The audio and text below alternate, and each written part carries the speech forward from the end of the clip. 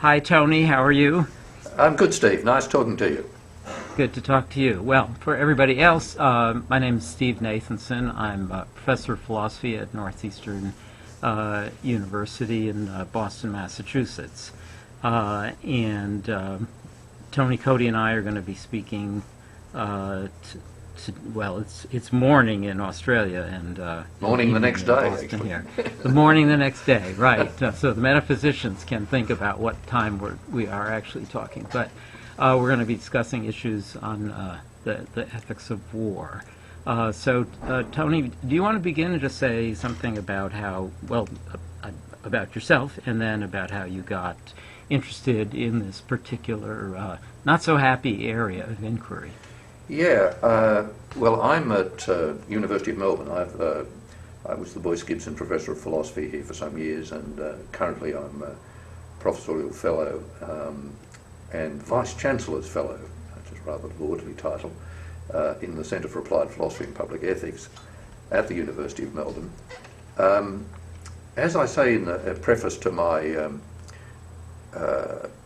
recent book on morality and political violence, I got interested in I've always been interested in the issue about war and the ethics of war and the mysterious madness of war since I was a young boy when my father was fighting in the Second World War, and it just struck me as amazing that people could go off and kill people they didn't know and had never encountered and never come across, and vice versa.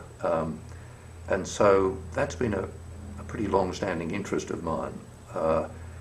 On terrorism itself, which is one of the things we mainly want to talk about today, and you've, Steve, of course, written this interesting book very recently on that topic. I got interested in that in the late 70s, early 80s when I was running an interdisciplinary course on problems of peace and conflict. And I found that the historians and psychologists and literary people and so on that I was working with were kind of baffled about the idea that anyone would think there were things specifically wrong with this or that way of fighting war. They just thought it was all utterly horrible, perhaps necessary, but bringing moral judgment to bear was something they just couldn't understand. And in particular, they couldn't understand the idea I had, because I'd been interested in what the IRA was doing and so on, that terrorism was a distinctive form of political violence, and one that raised interesting questions about what it was and what was wrong with it. So I wrote a paper for them at a seminar and got a lot of astonishment and so on, and then later worked it up into a paper which I published in Philosophy, the British journal, called The Morality of Terrorism. And to my something to my surprise and interest, this was in the mid-80s or so, this got picked up and anthologised and so on. And I wasn't the first philosopher to write about the topic, but it was fairly early days. And since then I've done quite a bit more on the same topic, and it's also a chapter in my book. So that's the sort of background for me. What about you? Well, I think I would date my interests in issues about war back to my student days. I mean, so we both lived through a lot of war behind us, even if we've never been right in the thick of it. And I can certainly remember the Cuban Missile Crisis and the concern about nuclear weapons in the 60s, and certainly the Vietnam War. And as a young person faced with the possibility of the draft, having to figure out for myself what I was prepared to do or not do with respect to military service. And at the time, of course, philosophers were not really talking about these subjects. And yet they kept recurring, and there clearly are very important moral and philosophical questions that came up. The Vietnam War certainly provoked, I'd say, an early kind of outpouring, if you want, about warfare and the ethics of war. Walzer's book came after that, Michael Walzer's book in the 70s, and then in the 80s with the Reagan administration and a kind of heating up of the Cold War, there was a lot of writing about nuclear weapons, and the 90s about wars of intervention after Rwanda and so on, and then post 9/11, 2001, this great concern about terrorism, and I suppose that's when my interest in terrorism in particular, well, in a way, one was forced to think about it. And the fact, I think one of the things that began to provoke my interest was a kind of discomfort with the fact that it was so clear to people that these terrorist attacks were wrong, and yet when the United States began to make attacks in Afghanistan, and very shortly after that one started to hear about civilians being killed by these attacks, and then this kind of quandary about, well, what was going on here? You know, how could it be that these killings in New York were so terrible and grotesque and could only be done by evil people, and then other killings of innocent people being done by us were treated in a kind of ho-hum manner. And so I really became, personally troubled and kind of interested in thinking about the ways in which we think about terrorism, warfare, and how we judge things to be either unacceptable or somehow beyond the pale. So that's what got me going on this particular project leading to my book. I did find, after writing some myself, I found this excellent paper of yours in the anthology Terrorism and Justice, and discovered that you and I actually see eye to eye on a lot of Absolutely. these issues. Yes, and I think one interesting thing about this is that, and it relates to your concerns about 9/11, is that both of us are very concerned that there shouldn't be, as it were, a hypocritical attitude towards terrorism. Which goes to the sort of very definition of the term, or the understanding of the term, because both of us think that terrorism should be treated conceptually as a tactic, and consequently a particular kind of tactic that's open to moral evaluation, and one that can be used by states and non-state groups, so that the focus entirely on, as you're saying, these evil guys who descended on Manhattan, and indeed I think it's arguable they were evil, but the focus solely on them without any sense that the very thing you object to in what they do is something that states regularly engage in as well, without thinking that they're doing something equally as objectionable. Right.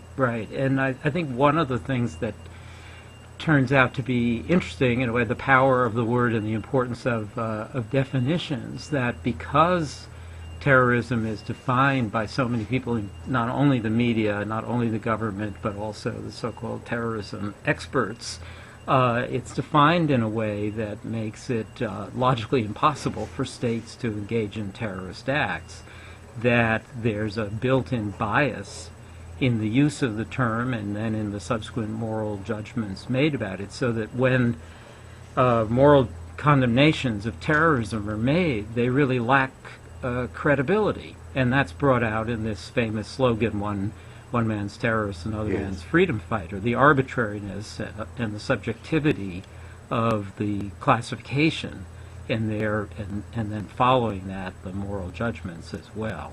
Yes, I think that's right. And so often in the literature, well, you find, at one stage, I think there was over 100 definitions floating around in the literature and sub-literature on terrorism. And you do find that quite a lot of them build in what I call a political status feature to the definition, so that they build into it that basically it can only be committed by non-state agents. And that, I think, is just a very serious political sleight of hand that we need to avoid, because if we can isolate what sort of tactic it is, then the idea that it's only something of concern when it's committed by one group rather than a rather bigger group, just seems to be quite wrong. So how do you try to settle it? How do you define terrorism? Well, I define it in very similar terms, I'm pleased to say, reading your book, to the way you do. There's a slight difference in our definitions, but both of us define it as, first of all, if we do the definition, which I think we should, in terms of terrorist acts, first of all, and then move on to things like terrorism and terrorist and so on, I think they're acts of violence committed with a political purpose, and I would say normally by an organised group, and these acts target innocent people or non-combatants, if one wants to use the terminology of just war theory, which I think is a good idea actually, but basically the people who are not involved or not primarily responsible for the alleged evil, which one is using violence against. And I think that that's what I mean by a tactical definition. We're talking about a particular tactic of the employment of violence against the innocent for political purposes. I think you want to add one more thing to it, which is that it's aimed at one group in order to influence the political behaviour of another group, which is a clause I don't actually have in my definition, but I'm not sure that it's a large bone of contention between the two of us. Let me say why I don't have it in. I'm terribly keen not to load too much that could be open to investigation or empirical study into the definition of the term. And I think you'd be certainly on good ground saying that, of course, the political purposes that people have are usually served by their aiming the violence, or they think it's served by aiming the violence at the innocent people in order to influence government figures and so on and so forth. I just, I agree that that's normally what's going on. I just think it's probably best to leave that for investigation, just what kind of purposes they have in mind. That's a reason, incidentally, why my definition, and I'm interested to see yours as well, does something else that departs from some of the other tactical definitions, because I have no reference to fear, to the creating of fear in my definition, and I notice you don't either. Whereas Igor Primoratz and lots of other people think that that's pretty important. And of course, one thing going their way is that the business is called terrorism or terrorist act, so it's kind of useful. But again, I'd rather leave out, you know, that purpose as something that people could, sociologists and others could investigate to say, well, what purpose, what intermediate purpose are they using to bring about their political gains when they aim at these people? And I think, you know, partly in defence of my view, it could be the case that there are terrorist acts that the terrorists have no interest in creating fear; they just want to create anger. So they want to, you know, the sort of anger that will lead to a overreaction, and that'll support their projects. And I wouldn't want a definition that sort of ruled that out because they didn't have any interest in creating fear. Right. So we both agree that, not that we want to take the terror out of terrorism exactly, but that that element of terror and fear is not useful to include. So just to explain to people listening to us, watching us, what I include is what I think of as a kind of communicative condition, and that is that some particular people are attacked, killed, injured, and so on, in order to influence other people, general public or political leaders. And it's related, I suppose, to some of the usage and some of the things that were said perhaps in the earlier years about terrorism, when terrorist groups, for the most part, were small and the violence was on a lower scale, that it was sort of poor man's war, that it was, I think Brian Jenkins, I think his name is, said that terrorism is theater. And I think what is right about that is that the people who are killed or injured, the targets, are not they're not the only persons of concern. And actually it doesn't matter which particular individuals they are, but it's the audience for terrorism that is important to try to communicate something to a larger group. That said, and I do, I kept that in my definition, even after I had read your definition, so I think that actually gets to something important. On the other hand, I think the reason why it's not an important element of difference between the two of us is that the really crucial things are that the definition be in some sense neutral, politically unbiased, and also, and I don't know if you feel as strongly about this as I do, but that it has to, we don't want to define, or at least I don't want to define terrorism in such a way that it is definitionally immoral. I want to be able to at least ask the question, what makes it wrong, and could there possibly be justifiable instances of terrorism? So I consider the best way to kind of understand terrorism, the term terrorism, the concept, is as a kind of classification of, as you call it, a tactic. Yeah. And then we can talk about it. And so getting too specific or having it, if it includes a biased definition, limiting it only to non-state actors and this sort of thing, then we have an element in the classification which really undermines the moral credibility of anything negative that we say about terrorism, because we're exempting other people. Yes, no, I'm broadly in agreement with that. I mean, I've found over the years of writing on this that I do get a lot of people saying, oh, but you're offering a loaded definition. You're offering a definition in terms of which terrorism is wrong a priori, wrong by definition, and that's just not the case. I think. I mean, the definition, tactical definition that you and I offer leaves it open for people to argue that it is morally legitimate in some circumstances, or perhaps always, to attack non-combatants. Right. I mean, what the condemnation of terrorism morally rests upon then is what's called in the just war tradition the immunity of non-combatants. And that's, I think, a very powerful and important principle, as do you. But there are people who reject it. Exactly. And if those people who reject it can produce a good argument for rejecting it, then it'll turn out that terrorism, at least in some cases, is morally okay. Right. So it's just mistaken to say that our sort of definition is unfairly loaded against terrorists. Of course, right. It's loaded a bit in that it does put the onus on people who want to defend terrorism to produce arguments for rejecting non-combatant immunity.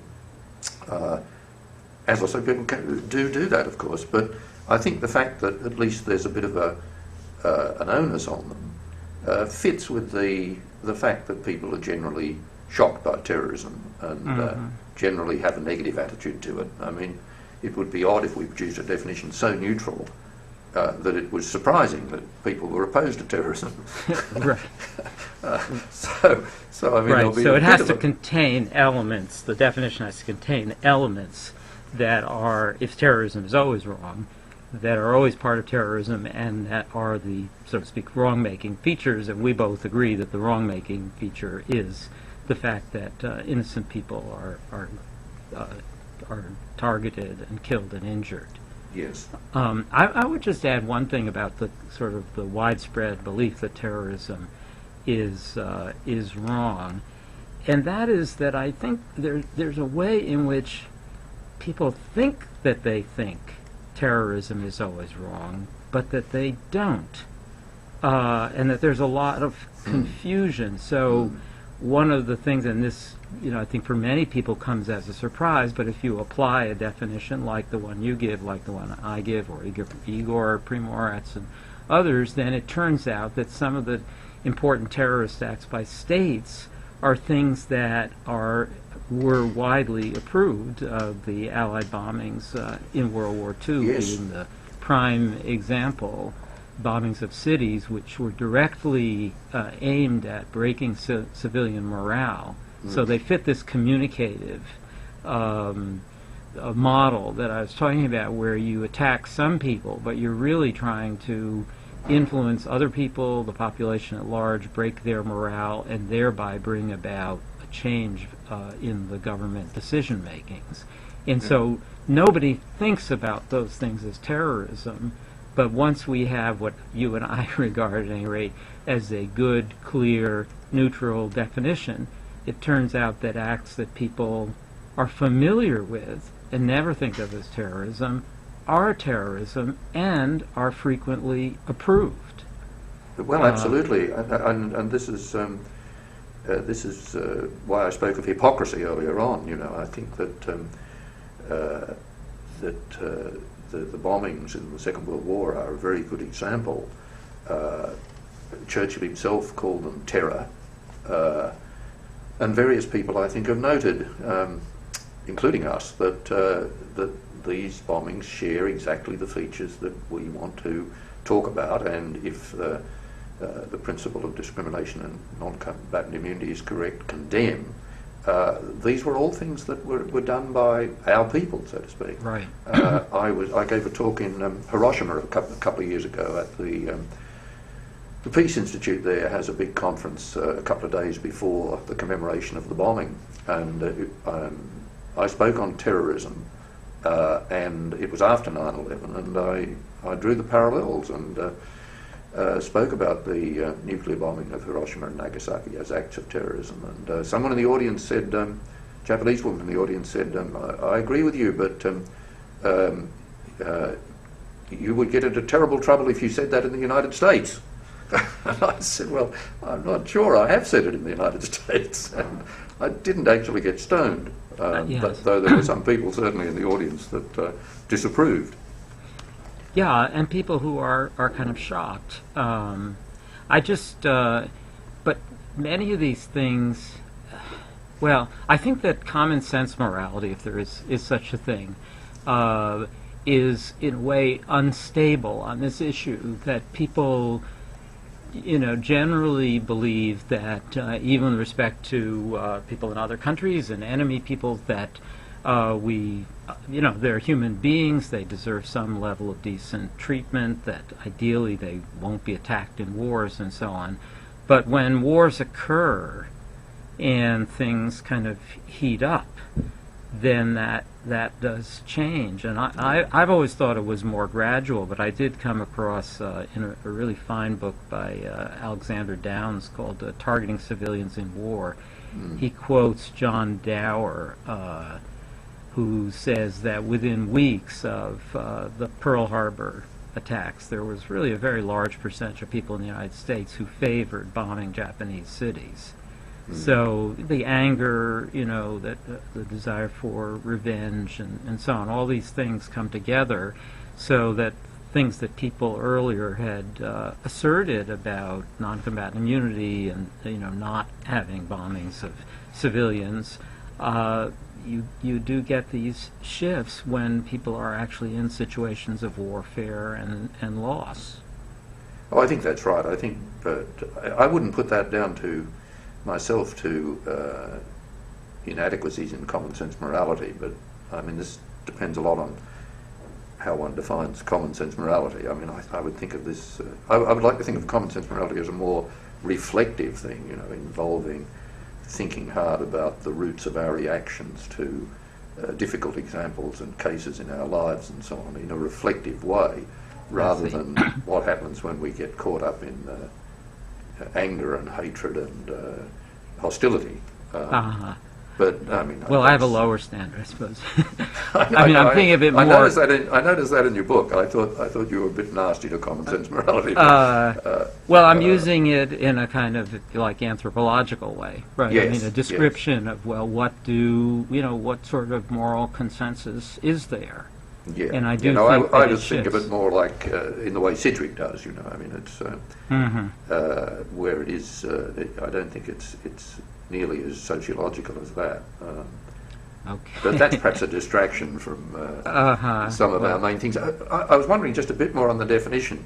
You discuss in your book a couple of sort of objections to the way we go on.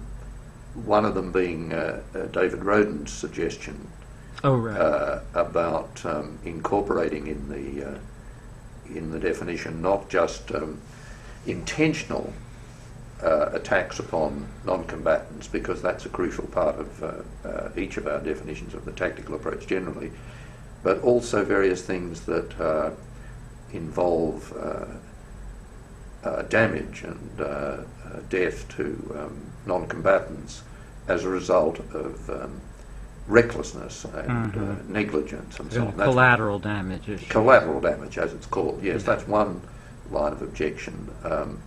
Other lines are even more dramatic. I mean, Bob Gooden's approach seems to me another one, which I don't think you talk much about in your book, but Gooden is one of those people who's terribly taken with the idea of fear and creation of fear, and his account of terrorism in his book actually makes no reference to violence at all. I mean, it's all about terrorism is the intentional creation of fear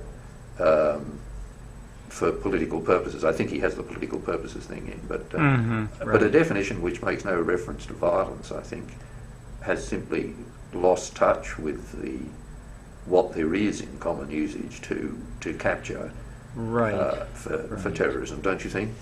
Yeah, I mean, I think what he is sort of reacting to is the, feel like, exploitation of and maybe the creation of exaggerated fears by political leaders. Yeah.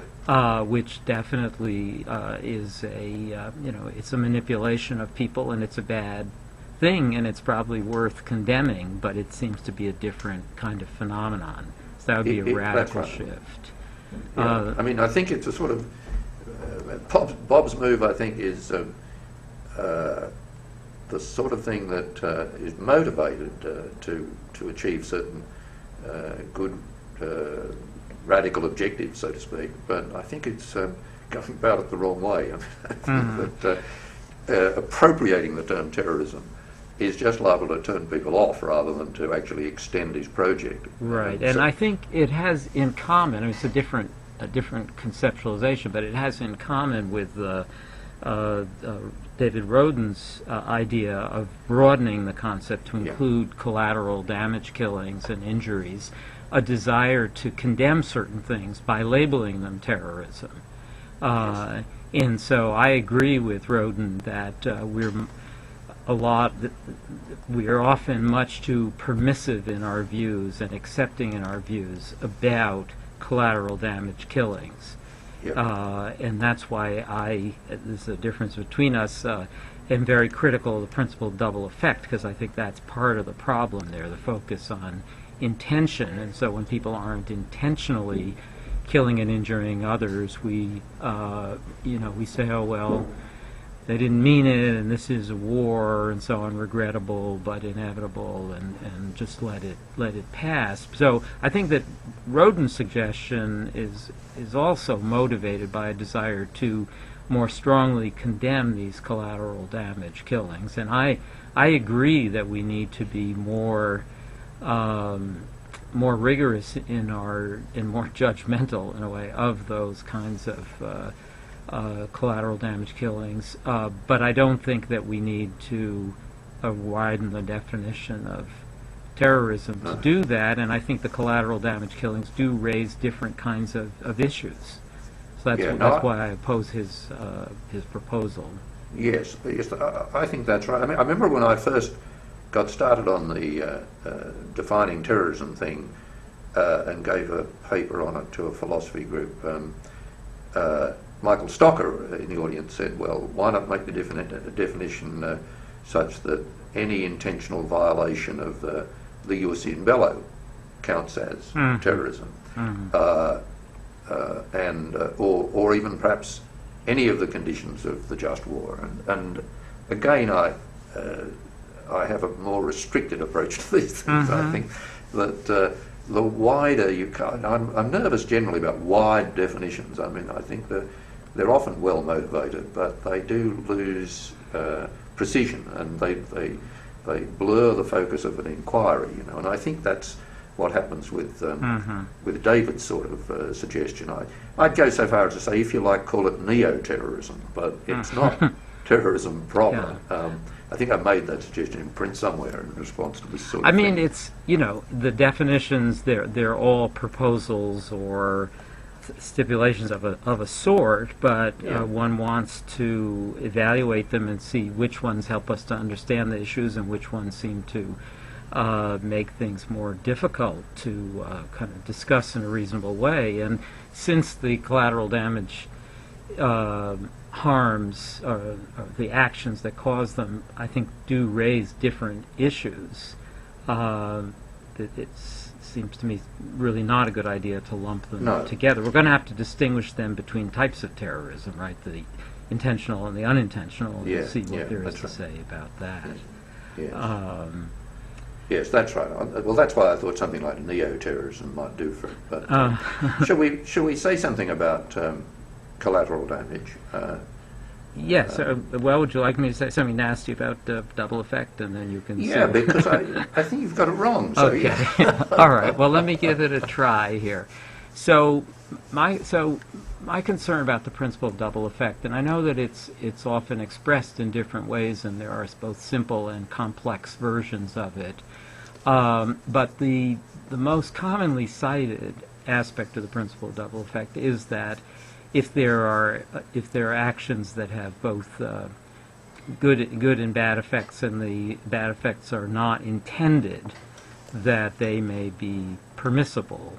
Whereas had those bad effects been intended, the action would have been wrong. And there are other conditions attached, but that one actually it's a very familiar principle to people, and it's widely cited. I quote in my book both the BBC and NPR reports giving that. And there's actually an excellent book by, I'm blanking on the historian's name, Sarah Conway Sayre, I think it is, a book called Collateral Damage, discussing the role that understanding played in the United States post-World War II in helping people to kind of make consistent their belief that they were in favor of non-combatant immunity and their acceptance of the Korean War, which killed a lot of innocent people, and also of nuclear weapons. So I think that idea is widespread in the culture, and that it's a very bad idea. And so that's why I target it for criticism. I'm in the curious position of being something of a defender of double effect as a principle, but in almost total agreement with what you've said.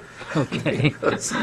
because there's a famous remark of Elizabeth Anscombe's years ago in her paper on war and murder, where she says that the problem with double effect is there's so much double think about double effect amongst its proponents. And I think that's dead right. There's been just the sort of thing you try, and as you know in my book, in the chapter on collateral damage, I'm just as concerned as you are about the abuse of the notion of double effect, and the way in which after the message has eventually partially got across to some militaries anyway, that it's a bad idea to be intentionally targeting non-combatants, they manage to indirectly target vast numbers of non-combatants via the notion of collateral damage in a very cheerful and, well, cheerful might be too strong, but in a very casual kind of way. And I think that's an abuse of the double effect doctrine. I don't accept it in the form that much as I respect the BBC, I don't accepted in the form that it's put by the BBC that you quote in your book. It's altogether too simple. And I think that it's a mistake to think that the DDE, we'll call it, it's a mistake to think that it tells us all there is to know about the possible legitimacy of the killing of non-combatants. I don't think it was ever really intended to do that, though I agree with you. I think it's been used that way quite often. In my book, I talk about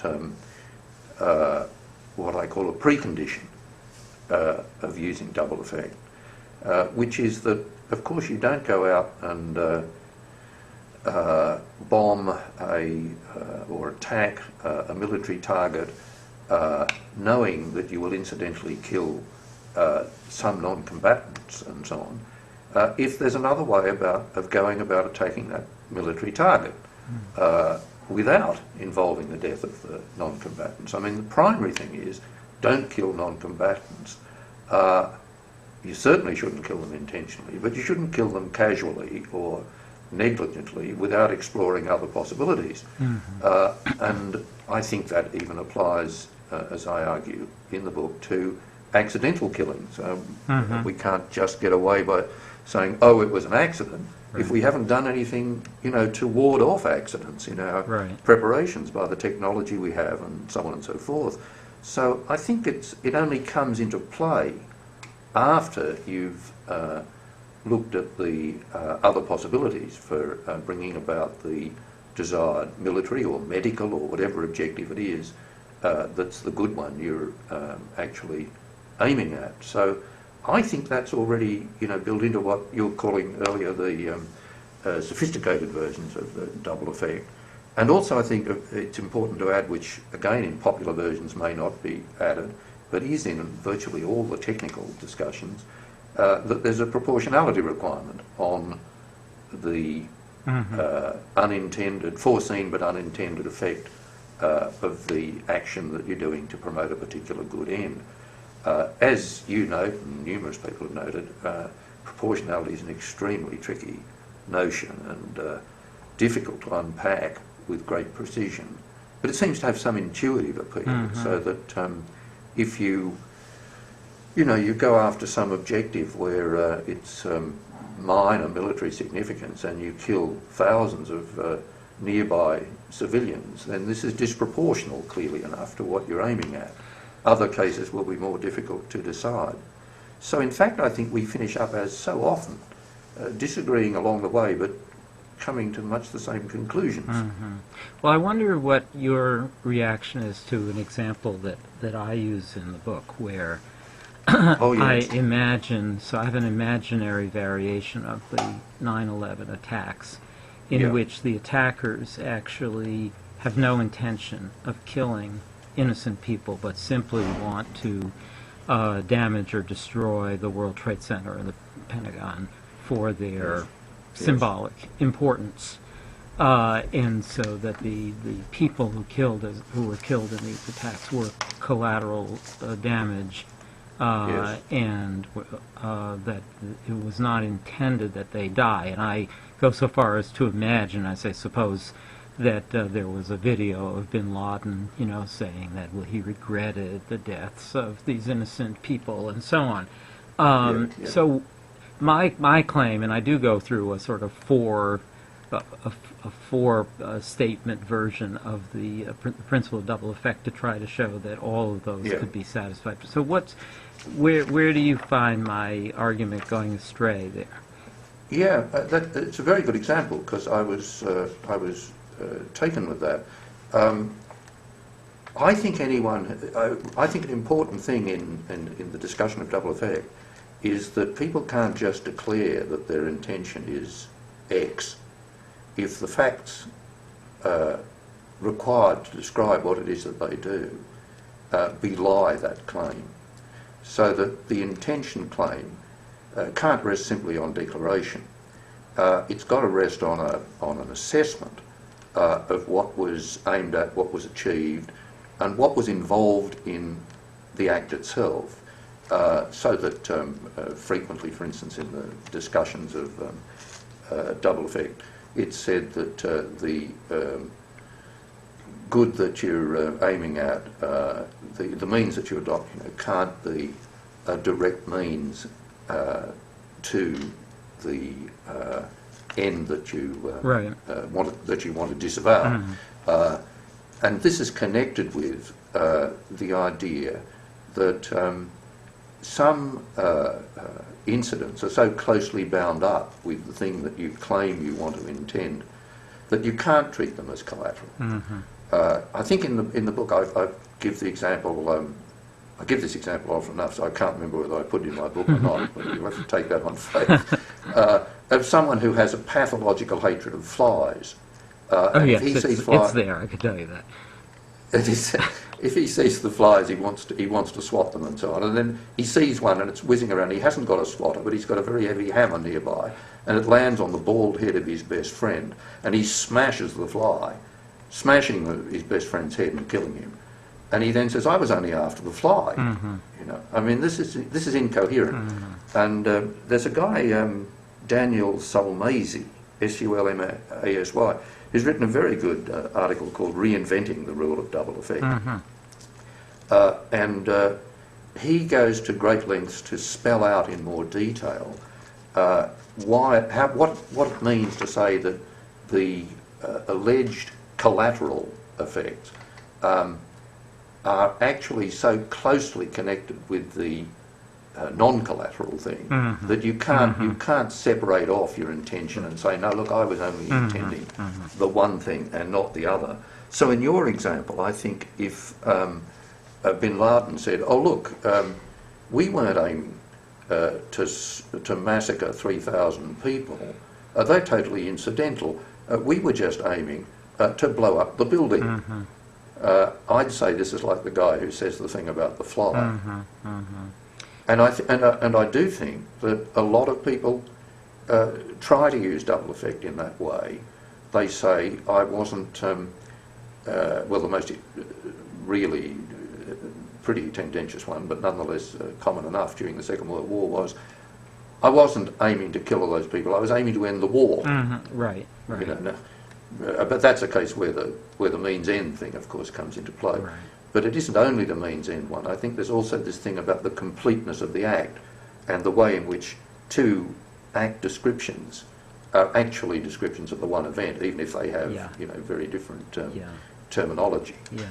I wonder if we should spend just a few minutes talking about the Michael Walzer and the supreme emergency exceptions. It's something you and I agree on in rejecting, but it's a very important idea and in some ways an appealing one. So Walzer, in the beginning of Just and Unjust Wars, really puts forward a very powerful defense of non-combatant immunity, and it sounds like it's an absolute prohibition. And he criticizes utilitarians because they can't make that absolute prohibition, he says. And then later on, talking about the situation of the British in 1940, and faced with the prospect of defeat by imminent defeat by the Nazis, that in that circumstance, attacks on the cities, which were intended to break civilian morale and directed at civilians, that he thinks that was justified, and so he creates this category of supreme emergencies when the principle of non-combatant immunity gives way. Do you want to just say a bit about why you think that's not actually a reasonable principle? Well, I think that it's a principle which appeals to an extraordinary number of people, particularly, not so much lay people perhaps, but lots and lots of philosophers. It's become almost accepted wisdom in discussions of not only a war but lots of other things since Walzer put this up. And of course it's all of a piece with his doctrine of dirty hands, where he says that there are certain sorts of deep, perhaps absolute, in some sense, moral prohibitions which must be deeply respected and so on, but in certain extreme cases we have to violate them. It's Machiavelli is in the background with all of this, I think. The doctrine of Machiavelli is about the necessity for princes to get their hands dirty, to do the wrong thing, even if it is, wrong by the strongest standards.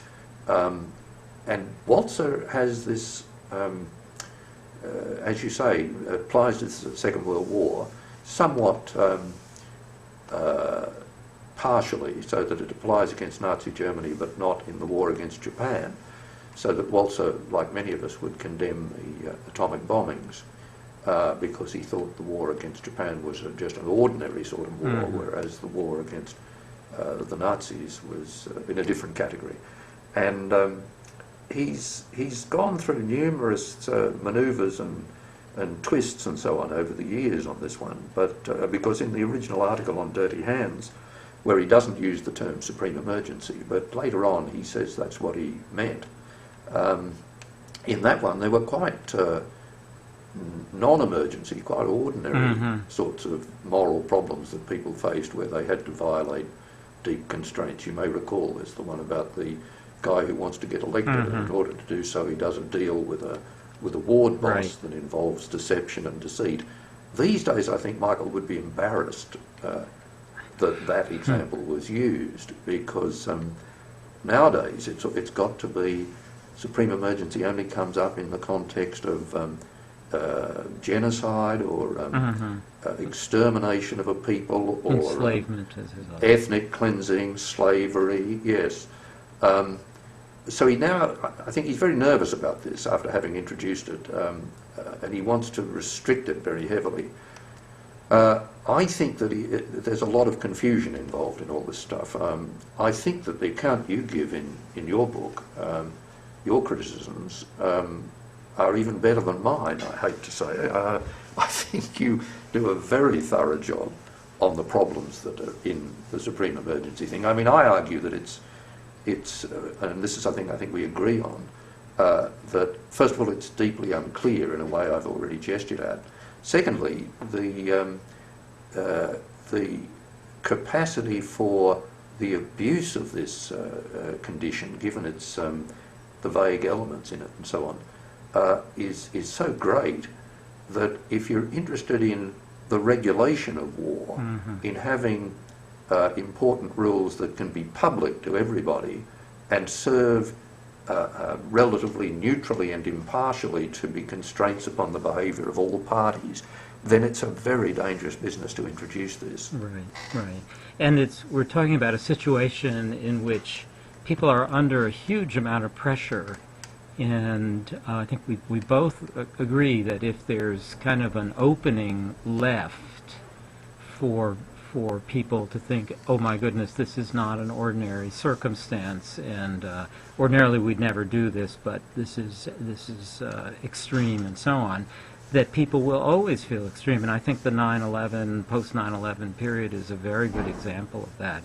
It doesn't come near qualifying as a supreme emergency in Walzer's sense, and yet the language of the U.S. government, and certainly the notion that all of the restraints, the Geneva Conventions, are quaint and outdated, and prohibitions of torture are no longer binding, and so on, this just shows how, unless there, even if there is an absolute rule, it's not going to be followed by everybody, but this makes available a kind of language, the language of supreme emergency, that can be used to justify these exceptions and these violations. So I think you and I both, though you start in a more deontological and I sort of end up in a more utilitarian mode in terms of justifying non-combatant immunity, that we both are very concerned about the actual practice of war, and that whatever ethic we come up with as philosophers is one that's going to it's going to make a difference. It's one that we actually do want people to follow, and would try to give reasons for their following it, even if there is a significant cost to them. Yes. I mean, I think one of the most interesting things about your book is the way you come up with an absolute prohibition on terrorism, an absolute condemnation of terrorism, starting from a utilitarian base. I come up with the same conclusion, though I'm more concerned to give what I call an intrinsic justification. I think that a couple of things about this. I think, first of all, your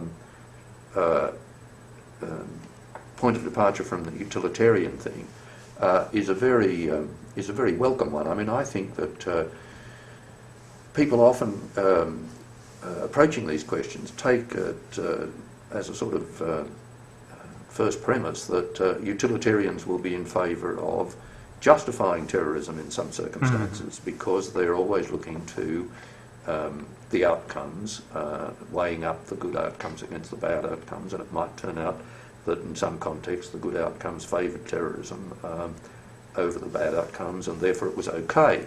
But your real utilitarian approach is one that I think with considerable plausibility argues that it ain't necessarily so, that utilitarian thinking may well lead to the support of an absolute rule on this particular thing. My attitude to that is that I hope you're right. Right. Yes. And I hope you're right as well. I want all the support I can get. Yes, ditto.